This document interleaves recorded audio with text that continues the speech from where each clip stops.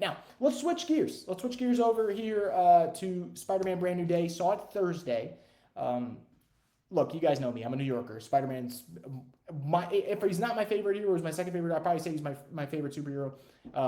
You know, everyone kind of grows up wanting to be Spider-Man, especially I think when you're kind of living in that New York area. There's nothing more fascinating to watch and grow up with than that character. Just so much inspiration. And as I get older, obviously, I love reading comics.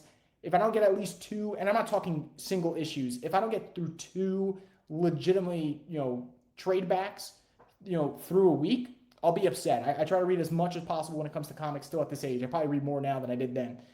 So I was excited for this movie. I also had tempered expectations because, let's be real, I've been pretty critical of where Marvel's been heading, as most people are. And I think they've, I want to say, kind of lost the plot when it comes to quality and building movies that feel like they have a heartbeat. And what I mean by that is when you have such a big studio and you're as successful as Marvel, and I've loved so many Marvel projects and I will continue to love Marvel projects, but when you have so much success, it's easy to get a little lazy and easy to kind of say, hey, it's a machine, just keep it running. We don't have to give it that much love and care. And I think they kind of, for a little bit, lost their way with some of the projects that we got out. Love and Thunder, I thought, was a disaster. Quantumania was a disaster. Didn't really love the Marvels. What else came out that I really didn't love? There's so many. Even Fantastic Four, I thought had its moments, but didn't move me enough. Brand New Day moved the hell out of me, and it's the type of movie that the minute it ends, you're upset that it ends, and two, you're sitting there checking your AMC app, going, "When's the next time I can go in there and see it again?" And that is the first thing I'd have to say about that. My initial thought to seeing this movie, because I know people are going to rank who has the best Spider-Man movies, whatever. I love Sam Raimi's Spider-Man 2. I think it is the epitome of what a comic book movie should be. It is an excellent movie. It has aged gracefully. I love that movie dearly. This movie to me cements Tom Holland as the best Spider-Man, and I don't think it's particularly close. There's a feeling you get from his portrayal that really resonates, especially in today's society where it's very easy for all of us in this social media world where we're kind of doom scrolling, looking at our phone to get lonely. It's very, very possible. And the way that is kind of portrayed on screen and his ability to kind of have that vulnerable character on screen who you feel every emotion, you could see the pain in their eyes, and still kind of persevere and give you that fighting spirit that makes the character of Spider-Man so wonderful and the character of Peter Parker so wonderful is truly inspiring. I love Andrew Garfield. I think he was great, but let's be real. His Peter Parker for me didn't work. I thought he embodied Spider-Man in the suit. Didn't work for me as Peter Parker. Tobey Maguire at times worked and at times highly memeable.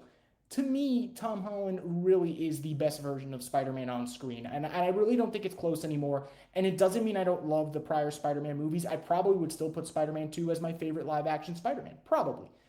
But when it comes to who's the best in the suit, put your nostalgia behind you and just accept it. It's Tom Holland, and I hope he has another 10-year run as this character as long as he's up for it. I think he's that good. Now, what I also thought about this movie, Brand New Day reminded me of the Batman. And I think that it is very apparent that you can find those similarities between Brand New Day and the Batman. And this is the main one for me. You have this character, these two characters in Peter Parker and Bruce Wayne, and it's so interesting how you kind of balance those alter egos. In these two movies, they are primarily in their suit the whole time. Their alter egos are Peter Parker and Bruce Wayne. Spider-Man's pretty much in the suit for the majority of the runtime.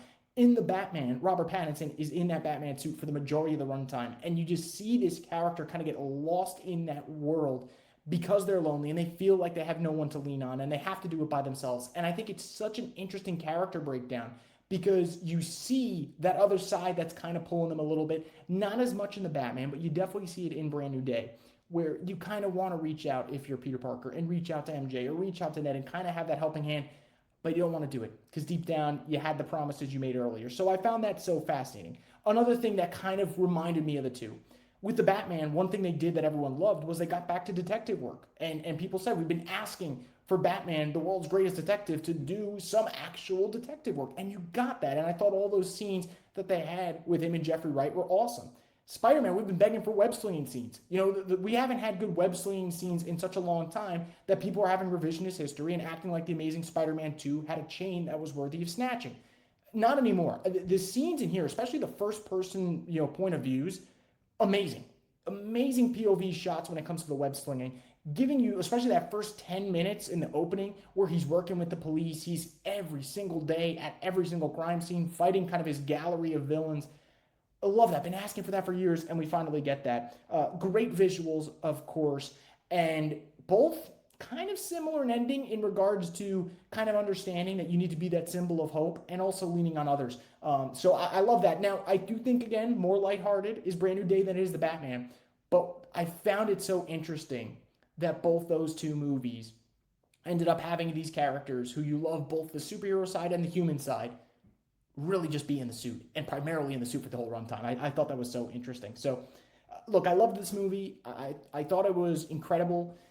It's the type of movie to me that even the biggest non-believers, the people who have been so turned off by what Marvel's done over the last couple of years, the people who are so turned off by the superhero genre, it is undeniably delightful, and it is the type of movie that I will be seeing multiple times, and I hope that everyone else enjoys. I think it is that good. So, overall, I've given three movies 5 out of 5 this year. I've been to the movies God knows how many times. I think I've seen about 50 something 2026 releases. The only three movies I've given 5 stars so far all came out for me in the month of July. I saw The Invite, gave that 5 out of 5. The Odyssey gave it 5 out of 5. And then Spider-Man Brand New Day, I gave it 5 out of 5. And look, maybe my opinion will change on a rewatch, which I'm going to be doing in about 48 hours from now. But man, I thought it was delightful. So curious to know everyone's thoughts on it. And as I mentioned before, guys, if you haven't already, please subscribe to the YouTube channel. I would really, really greatly appreciate it. And yeah, just give me your thoughts. What do you want to see more of? What you would like changed? I'm an open book. You guys know how it is. So thank you again for listening. As always, guys, give me your thoughts. I'll be listening.